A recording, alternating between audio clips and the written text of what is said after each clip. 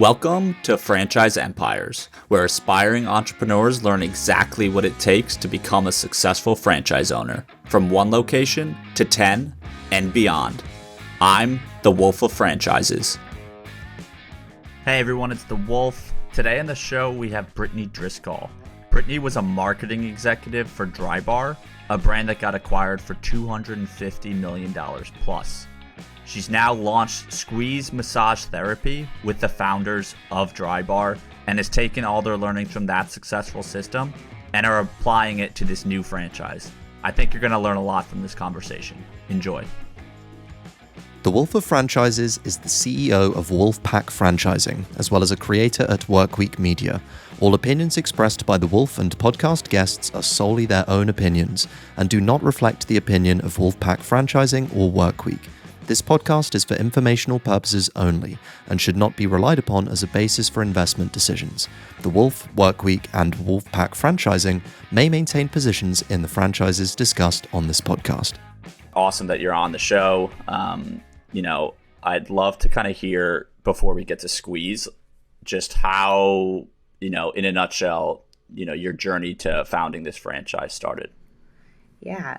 Well, it's honestly super wild because I didn't have entrepreneurship really in my blood and my family. I guess going, far enough back, I studied communications in college, which I like to joke is the major you choose when you don't know what you want to do. You just know you don't want to take any more math classes or as few as possible.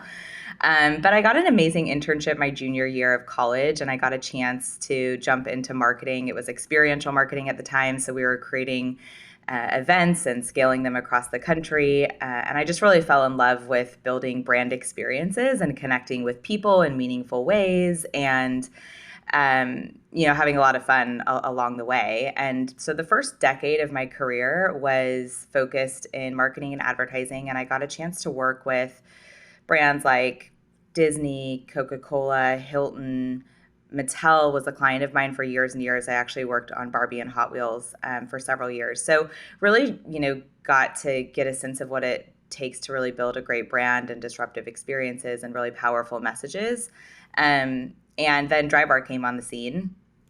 This was back in 2013, and I just fell in love with it from a consumer standpoint. And they were looking for a head of marketing, so I decided to take all my experience and working with these world-class brands and bring it to, what was a relative startup at the time. And I was with Drybar for 4 years, so 2013 to 2017, helped take the company from 30 million to over 100 million, launched over 60 doors, several franchisees, as well as the product line into all the prestige retailers that it exists in today and international expansion. And the Drybar founders always had this other idea for massage. They just didn't have the bandwidth to get it off the ground. And I was itching for a new challenge. So the stars kind of aligned. Amazing. Okay. Wow. A lot to dive into there. So, all right. So Drybar, that was the Shark Tank brand. What's the founder's name again? Is there one or two? So Ali was actually a shark on Drybar. That's it, yeah. Yes. But Drybar was launched in 2010. And, the insight behind Drybar was there's a hole in the middle, which is kind of how we see Squeeze also. On one side, there was discount chains. On other ends, there were high-end salons. And nothing was really catering to creating a great blowout and just really focusing on styling, which Ali was a hairstylist, a naturally curly-haired girl, and really looking and in search for the perfect blowout. So that's really how Drybar came to be.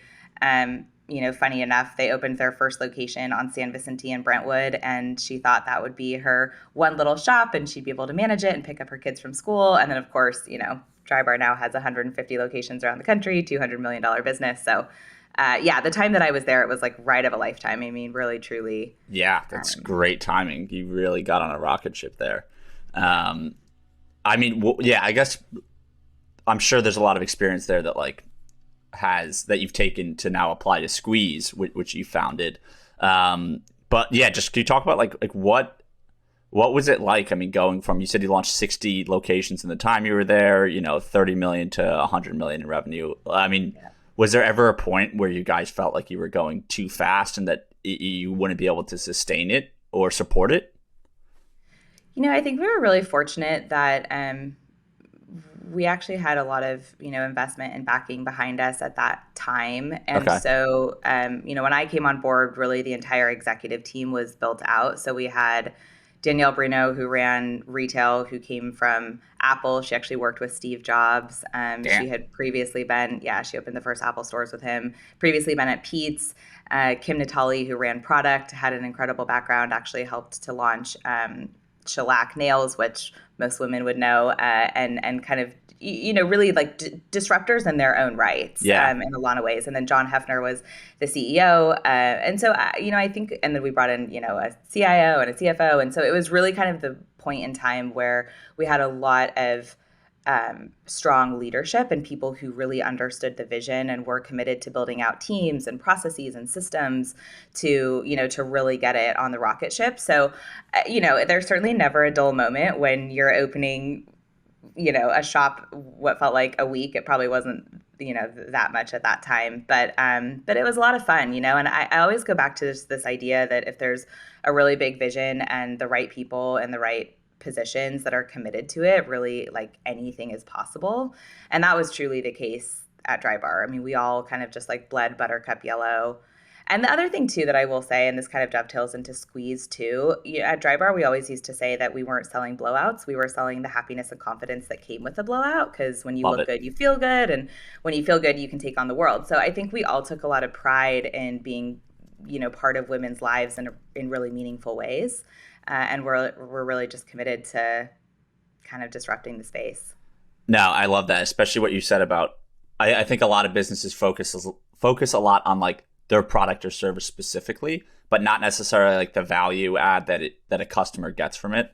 And I spend a lot of time on Twitter, and there's this like, it's almost a cliche on Twitter at this point, but everyone likes to say like Nike, is selling the vision that anyone can be an athlete. Shopify selling the vision that anyone can be a direct-to-consumer entrepreneur. And there's like a few other marquee examples, but I like the way that it kind of sounds like that's what you were doing at Drybar too. Yeah, that's right. I mean, that actually reminds me, Seth Godin is one of my favorite, marketers and business minds of today. And he has this great quote that says, people do not buy goods and services, they buy relations, stories, and magic. And I do really believe that, to build a great brand and a sustainable business, you've got to understand your why and the reason and the vision that you're starting, aside from just whatever it is that you're selling. The selling should be or the product itself, the tangible piece of it, should just be supporting that larger initiative. Because quite frankly, too, I mean, we're in the service industry. Both Drybar was in the service industry, Squeeze is in the service industry. So we're selling people's time at the end of the day. We need people to rally around really a bigger idea and feel and want to, they want to feel like they're part of something bigger. Definitely. And so, I guess diving into Squeeze now, you said you ended your time at Drybar around 2017. So like, what was that transition like? Did you raise money to launch Squeeze, or? We did.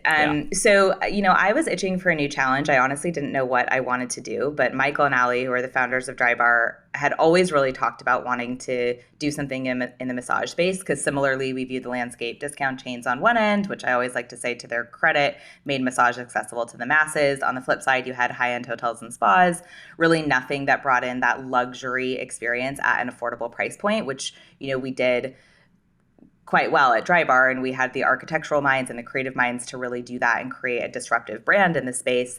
But beyond that, there was just the headache and the frustration of the current experience, which was things like having to call individual locations, having to remember if you liked a certain therapist, having to keep track of all your personalized preferences so that you're making sure you're actually communicating them, down to the massage is done, you're in a relaxed state of mind, and you're having to wait in a clunky checkout line. People are trying to upsell you on things. They're asking you about tipping. So it's like the whole point of why you went in is kind of lost in that moment. And so that's really what Squeeze is just trying to solve for those pain points in the experience. We've built out an end-to-end platform that enables our guests to do everything from book an appointment, set all those personalized preferences, down to once you're done, you literally float out. You rate, tip, and review at your leisure on your phone. We like to say guests walk in and float out. So yeah, they really had the idea. I loved it. I was an avid massage goer.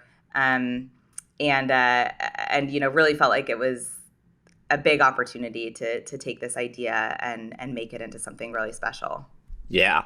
I love the tipping aspect, just especially because like I remember the first time I got a massage, I wasn't aware of like how do I tip? Do I leave it on the table? Right. Do I hand it to them? Do I give it to the front desk and they handle it? And like, but then is the masseuse gonna actually get the full cut? Right. So yeah, it sounds like you've integrated a lot of technology to the whole suite of the offering. Yeah. And to that point too, there's other elements of the business that are beneficial, not only for the guest, but the therapist. The tipping as an example, like our therapists see higher tips at Squeeze because we're able to, create those selections for people that we all know what the Uber and Postmates experience is. It's easier to tap than, to click in and put a specific number. But there's also other things like we have a ready button on the table. So you as the guest, when you're on the table ready for the therapist to re-enter, you just hit a button, a light turns on outside of the door, therapist knows to re-enter. So, it's not that like hurry up and wait scenario. You don't feel like you're wasting time, if you will, but you also don't feel rushed. It's great for the therapist. As you can imagine, they've had a lot of awkward experiences in their careers. We also have 6 different music playlists that you can choose from, everything from the traditional Zen to waves to island music. We have holiday playlists during that season. So, really just trying to cater to like a very personalized experience, and one that's really thoughtful. I think that's the other thing about Drybar. Drybar was so thoughtful kind of in every moment of the guest experience. And I always like to think that it's one of those things that if those things didn't exist, you wouldn't know any different. But because they do, it's like, wow, someone actually took the time to really think about how I would feel in this moment and how, my comfort really matters. And so we've tried to do that in every point of the Squeeze experience. Yeah, no, that's fascinating. And I want to talk about, because I haven't been to that many, I haven't gotten that many massages in my life, though. I did play soccer through college, so maybe it would have been beneficial. Yes, you need to incorporate that into your wellness routine. I know. It's good for the blood flow and recovery and all that. All the things. Yeah. Yes. But so you talk about kind of like Drybar and Squeeze both fill this hole in the middle of I guess like what the market's currently offering. So when it comes to like massage franchises, I'm pretty sure like Massage Envy was kind of the first one to really blow it all open. And then you got, places like Elements, there's a decent amount, right? You got between Massage Envy, Elements, pulling up a list here, Hand and Stone is another one. Like, do you view those as more of like the discount chains that made it accessible? And obviously then there's like the premium mom and pop, probably individual offerings. Yeah, definitely. And I do like to say to their credit, they made massage a regular routine experience for Americans. But I think, I like to think about Squeeze, what Uber did for transportation, what Postmates did for food delivery, what Airbnb did for hospitality. We're taking an ingrained experience and we're meeting consumers where they want to be today. We're really truly making it catered to their experience. But I would say, beyond just that, there's so many learnings that we got to take from Drybar. We use the same creative team, the same architect. We've built out operational processes and protocols. Our technology is all based on hindsight, which again, is very much to the benefit of our operating partners and just the system on the whole. But I would say, the core differentiation, I believe, for Squeeze, it's actually what got me the most excited to start the company, is our people and how we treat our people, how we build our culture. I realized so I did actually quite a bit of research in the space before I jumped in with Michael and Ali, because starting something from scratch wasn't necessarily what I was thinking I was going to do. Yeah. But the more I looked into it, I realized demand for massage is relatively endless. We all need it. There's enough bodies to go around for, all the companies that you just mentioned. But really, I felt like there was a piece missing in the industry, and that was a focus on the therapist and their experience. And so we did a ton of research on, the therapist experience as it exists today, and incorporated a lot of what their pain points were into our employee experience, the same way that we incorporated what our guest pain points were into how we created the guest experience at Squeeze. And, that goes back to, I mentioned some of them already, the ability for us to dictate the tipping experience for guests. All the way, the ready light I mentioned as well. But, take it higher up. It's like compensation. We're competitive from that standpoint. We offer health benefits, flexible schedules, free massages for our therapists, but also like a truly transparent and communicative culture. We really do have platforms and ways for the team to provide direct feedback to us on a regular basis. They feel connected to management, which I feel like is a core component that's often missing in retail in general. People are going in, they're the front lines, and they kind of don't feel like they have that access. So there's really a lot that we've done to focus on that side of the business. It's the thing I'm most proud of, the thing I'm most excited about as we scale. Yeah, I love that. It sounds like not only that you guys have focused on the external customer experience, but also like I call internal customer experience, like what you're doing for your employees. Yeah. So that's great to hear. And so when you started this, right, you guys obviously had all this experience from Drybar. I guess how far out was your planning? Meaning, did you start it with okay, we're going to found it this year, by 2 years from there, we're going to start franchising, and by X year, we're going to get to this many units, what did that kind of roadmap look like for you? Yeah. It's interesting.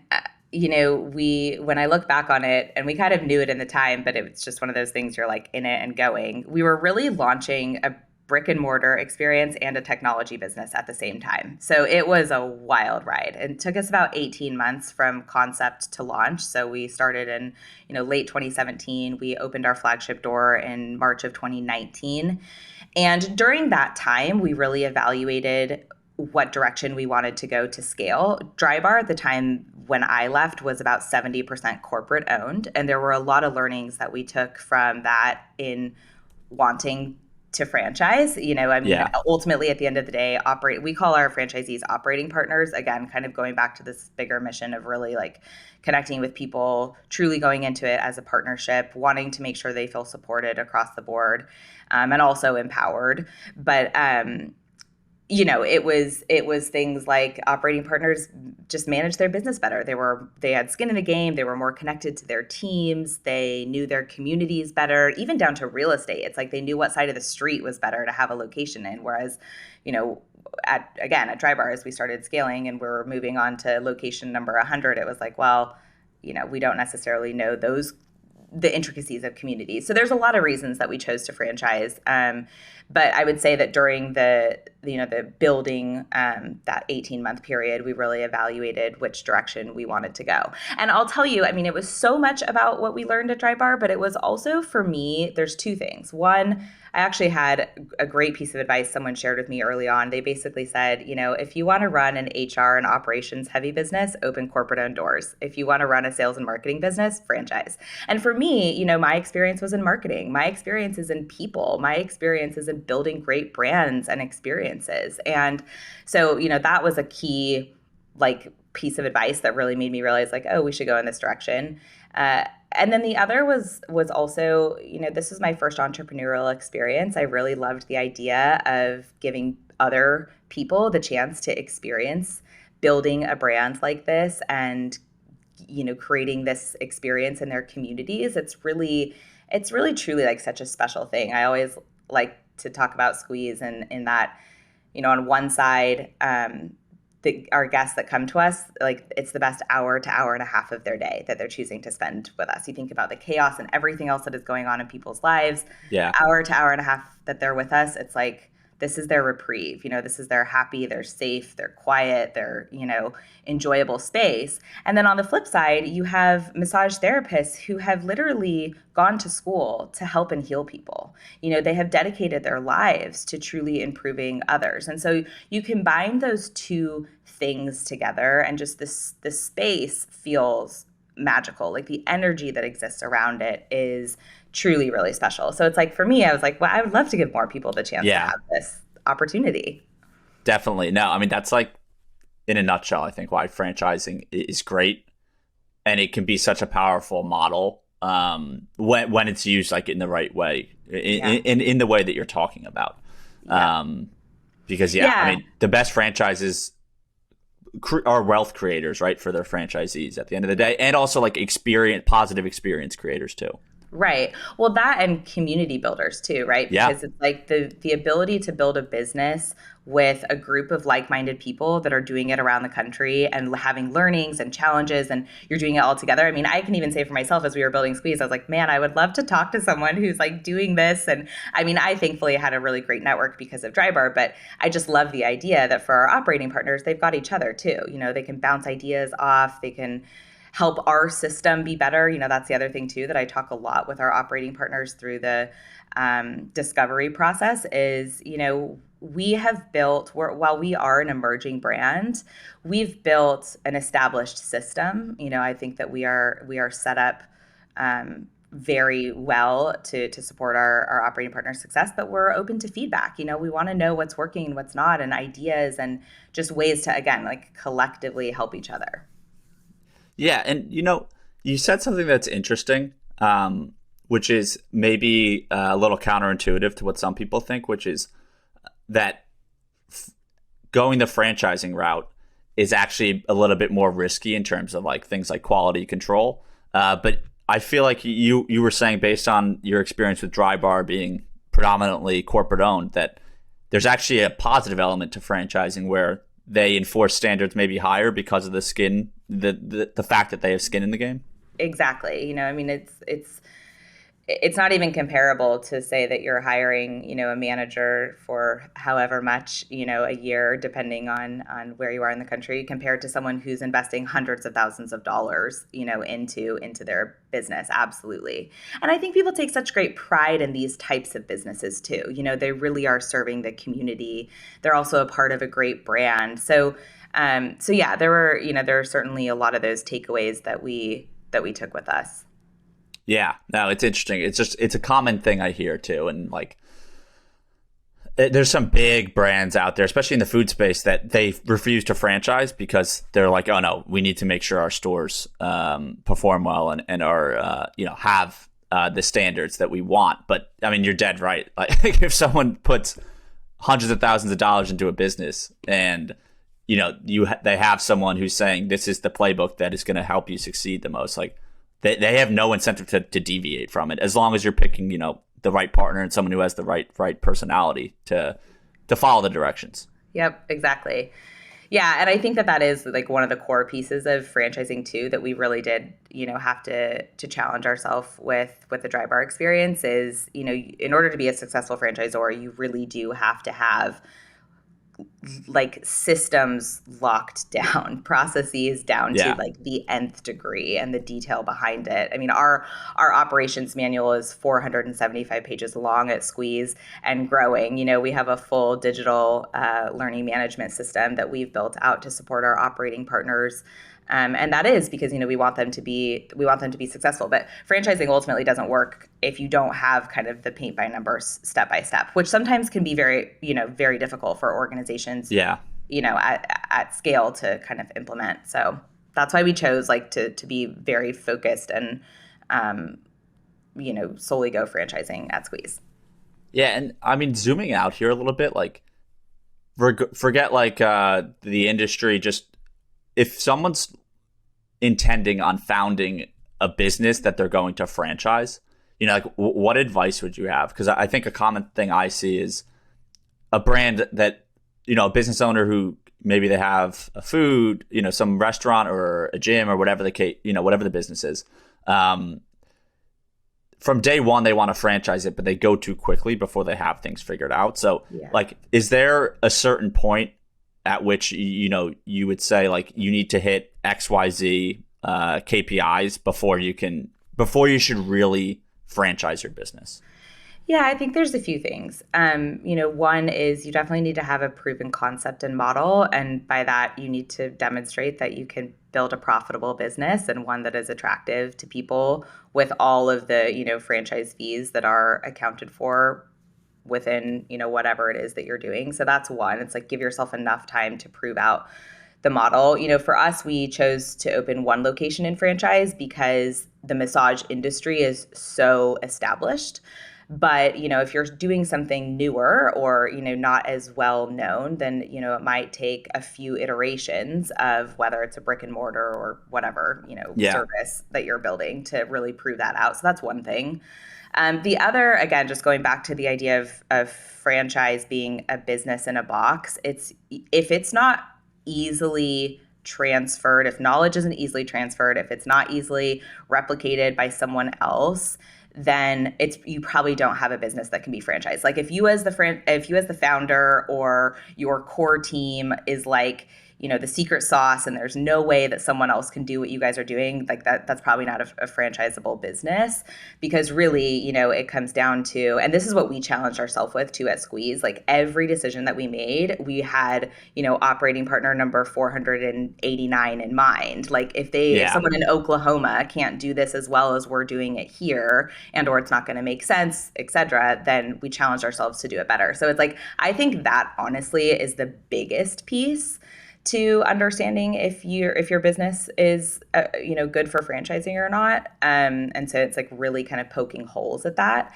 And then of course, like from a very high level, it's like get a good lawyer, get a good accountant. You got to have the FDD. You certainly need to also understand what the total investment is for someone. You want to set these people up for success. And to your point, it's like don't go too quickly. You definitely want to have a few great proofs of concepts and validators in the system. For sure. Exactly. Yeah. I think that's definitely a big nuance. And maybe something people don't realize, which is it's actually in your best interest, right? To go a little slow at the beginning, because if you do go too fast and then you have franchisees that aren't performing well, now all of a sudden, like you have people in the system that aren't necessarily going to be selling the concept for prospective buyers. Right. And actually, one other thing I just thought of going back to kind of our initial topic and conversation is really, really make sure you understand the type of people that you want to be representing your brand and your product, because franchising is a marriage. It's a 10-year, hopefully more relationship. And you really want to understand, again, what you're selling beyond the actual product. What is the vision for the company? What are people really buying into in this community? And then, do those people align with your values and really like hold true to that? I think that is such a misstep in franchising too, is just kind of like taking a check if someone can sign one and give it to you, especially in the beginning when you're building and you're kind of trying to get momentum. But, I'm really such a believer that like, if you've got the long game in mind, you gotta like hold to that in the beginning. And sometimes that can be really hard. Yeah, it could definitely be tough. I get both sides of it, but I fully agree with you. Just selling a franchise to anyone who can write a check, like it's the first few are the hardest, right? Because there is a big part of the value out of a franchise, as we've been talking about, right, is like that there's a proven playbook. But at the beginning, right, it's like, okay, you have a few corporate locations. Why should I buy this brand versus some brand that has, I don't know, 100 or 200 or just more proof of concept? So it's always riskiest at the beginning. Right. But obviously, like every single brand, even McDonald's started with one location. So that's just how it goes. That's right. Yeah. Well, or sorry, go on. Yeah, no, I guess it's just, I feel like we live in a world today with social media and, everyone kind of thinks that success happens overnight and, that it's not incredibly hard work, but it is. I mean, it is daunting and overwhelming and exhausting, to kind of hold true to something that you really believe can be big and meaningful. Yeah. I mean, nothing great comes easy. And I've certainly learned that myself too. I mean, we're going into year 5 at this point. I mean, we certainly had the momentary blip of a pandemic in our story, but even still, it's building something intentional takes a lot of time. Definitely. Yeah, I completely agree. And even, I mean, for me, I've been more focusing on content stuff, but yeah, like it's, it takes time, and anything worth doing takes a lot of time. But so you've been at it for 5 years, and I know you said the first location launched right in March 2019.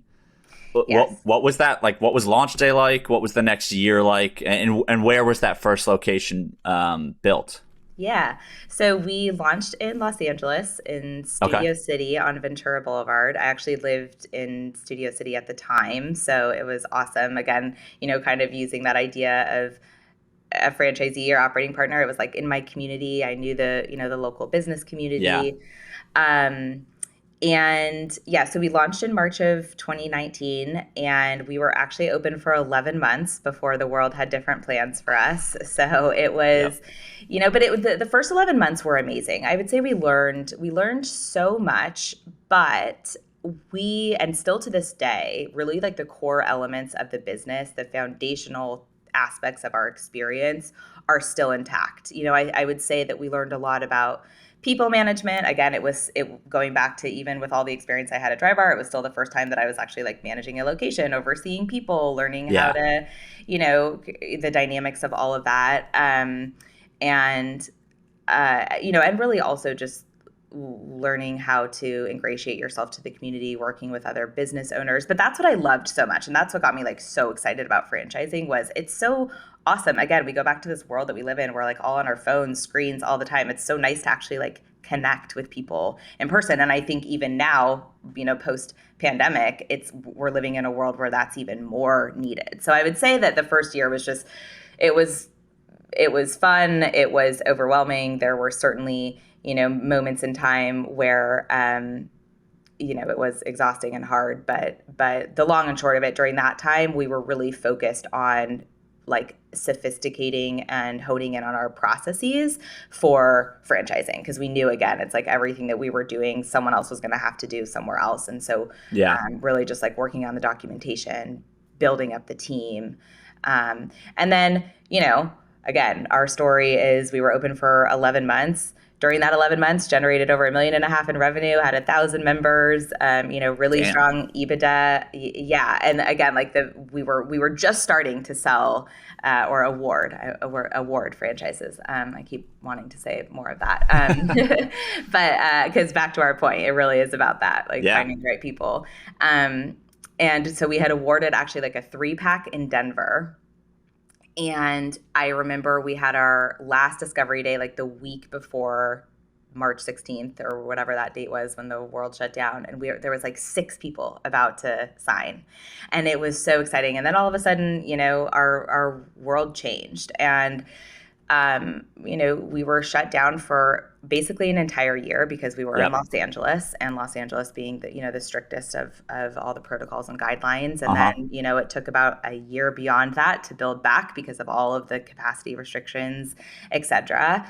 And now, we're at the point where we have 50 locations in development. Scottsdale and Nashville will be our first franchise locations. They're actually opening in a couple of months here. And then we'll have, 15 to 20 openings next year, and hoping to continue to build upon that. I mean, our vision is definitely hundreds of units around the country, because I do really truly believe the opportunity to disrupt this space is a massive opportunity. Yeah. No, I mean, that's super exciting. So congrats on that. I mean, 50 locations in development in what is like kind of the redo of year one of awarding franchises. That's no small feat. It is not. Rebuilding, you think about anything like, health and wellness, et cetera. It's like rebuilding momentum is so much harder than even starting. Yes. And so, it really has been like a lesson in perseverance and, just pushing through. But I go back to like, we really have a big vision for Squeeze. We know what our why is. We know what the bigger purpose is, even beyond massage. Like, we're really truly one thing that I haven't mentioned. So our vision is to transform communities for good. And one of our values is called the Feel Good Revolution. And I always like to say revolution's a big word for one little four-walled box on Ventura Boulevard in Studio City. But it goes back to like what our vision ultimately is, which is to, is to make our small but hopefully meaningful impact on people. And one of the ways that we've also done that from the outset is we've partnered with an organization called Canine Companions. Okay. And for every membership that we sell at Squeeze, we're helping to provide a day of support to a person, child, or veteran with a disability. And again, it's just like our small little way. Both consumers know that, and our employees know that. And so it's just, not only are we making people feel good, but we're doing good at the same time. So that's fantastic. Yeah, I yeah. love that.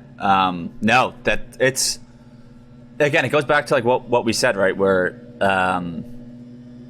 like the franchises can just be so powerful, and not only are you impacting someone who owns the business as the franchisee, but also like the community in what you're doing, and having that consistent like playbook done for it. It's just amazing to see. Thank you. And I'm curious, like, so how many, I guess between the 50, so how many franchisees are making that up? And do you, I mean, it's more of like a difference of strategy and approach. But there's some franchises that prefer one unit, one location, which I have my thoughts on it. I think that hinders the growth of the entrepreneur personally. But No, I agree with that. So we actually have 51 right now and 20 operating partners. So 51 units, beautiful. 20 operating partners. So so the majority of our operating partners have multiple units. I agree with you, from a strategic standpoint, that's definitely our hope and goal, is that we're partnering with multi-unit operators who really want to establish, a presence in their community. Not only does it help them, just continue to increase awareness, but also operationally, leveraging the team across multiple locations, et cetera. So that's the goal. Beautiful. And I had a few weeks ago, or probably over a month ago at this point, I had 2 Massage Envy franchisees on in a past season, where we were interviewing multi-unit franchise owners. They had mentioned that they actually launched, like in tandem with their Massage Envy franchises, a school for massage therapists to basically help them with their pipeline. So do you see like anything, like do you guys have any plans to do something, maybe not launch your own school, but just, I guess what I'm asking is more of how are you approaching labor? Because they seem to indicate that it could be difficult depending on where you're located. Yeah. I think the massage schools angle is a really interesting one. And I think as we grow, there's going to be a lot of different considerations that we have and whatnot. But from a recruiting standpoint, I'll kind of go back to the culture and really what we've done to create we say a way better massage experience on the guest standpoint, but I also like to say, it's a way better employee experience for the massage therapist. And just going back to, kind of all of those things that I listed previously, really just trying to make sure to focus on communicating our intention in the human experience, right? Yeah. I mean, at the end of the day, massage therapists are empaths to the nth degree. They care deeply, and life is really hard. I mean, I would say that like for us, it's about connecting with the massage therapist to know that we're going to be, with them through the ups and the downs. We see them as people. I really challenge our team to focus first and foremost on celebrating and valuing our team for who they are as individuals, and then for the contribution that they're making to the company. So we focus a lot on our values. We focus a lot on, again, the good that we're doing to the community beyond just our 4 walls through our partnership with Canine Companions. And then also, all the perks, again, that I mentioned previously, but we do other things too, to, again, kind of give back to our team. We do a lot of personal and professional development. We invest in their continued education. And then also one thing I didn't mention in part of our research in interviewing massage therapists in the industry before we launched, we've actually designed we call our massage room suites. We've actually designed our suites with the intention of the therapist's comfort. So like we pad the carpets. There's a full dedicated therapist working station that has all of their supplies laid out for, exactly what they need to do their job in the best of their ability. We have a very, positive culture. So all that to say that, we're in the people industry, and so we really focus on the people side of it from a recruiting standpoint.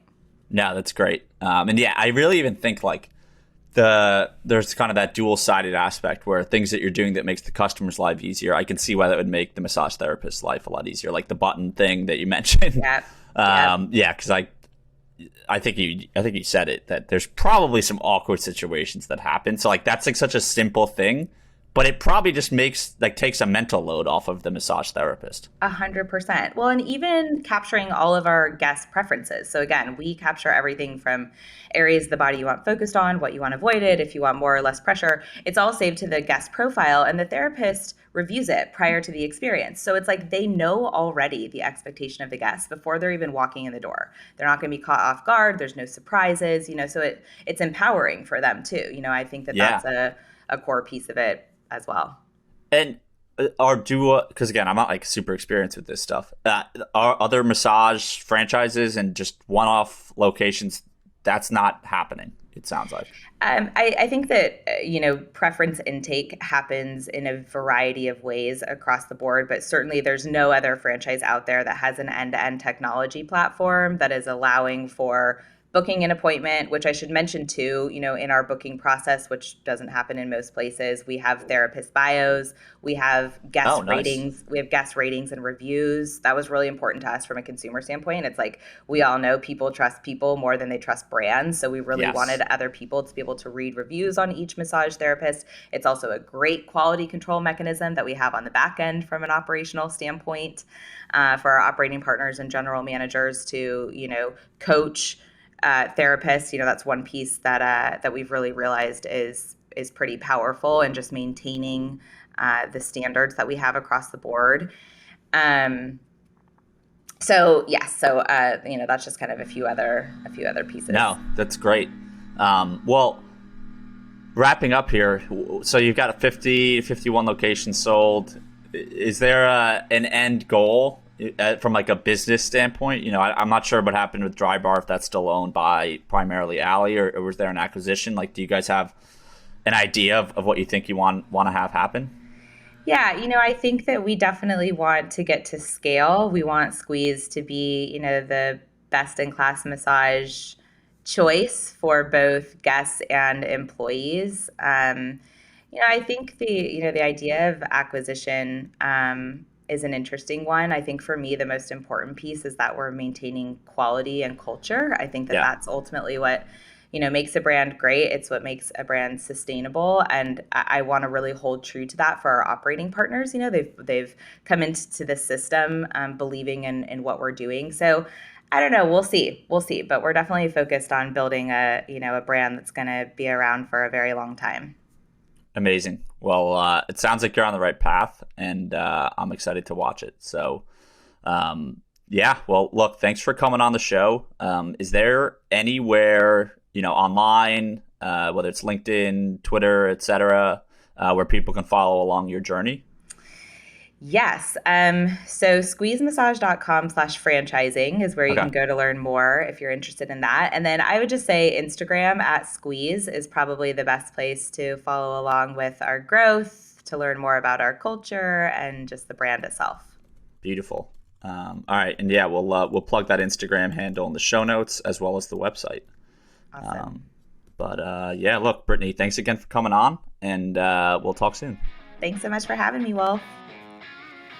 Thanks for listening to Franchise Empires. We're coming to you soon with actionable insights to take the next step on your franchise journey. So make sure to subscribe on Apple, Spotify, Google, or wherever you listen.